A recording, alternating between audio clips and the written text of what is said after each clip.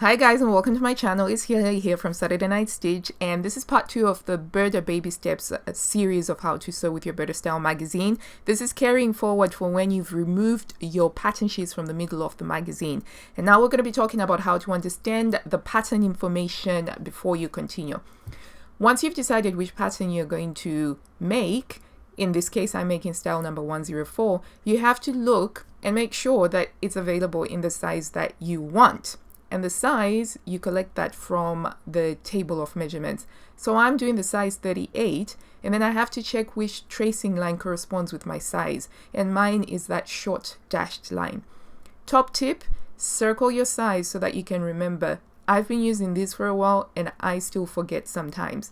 The next thing that you see that's quite helpful is it shows you how many pattern pieces you can expect to trace. So once you have that information, there is a box which shows you the recommended fabric in order to make up the dress, and that's according to the sizes that are available. There's also a couple of lines which Burda give you the recommended fabrics for sewing it up.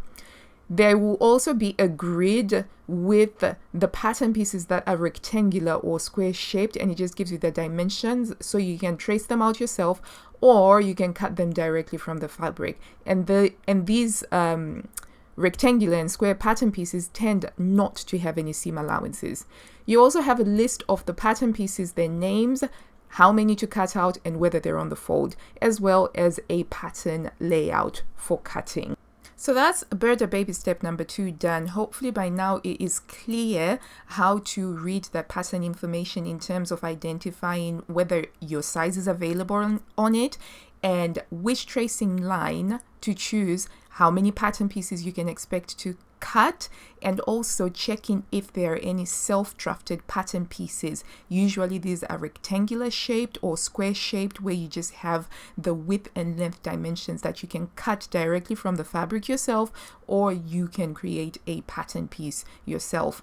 So hopefully that's beginning to become quite clear. I'll be back again with the next step, which is actually gathering the tools that you need to start tracing your pattern.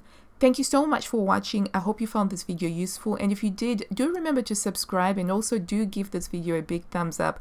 And until I see you next time, happy sewing guys. Bye.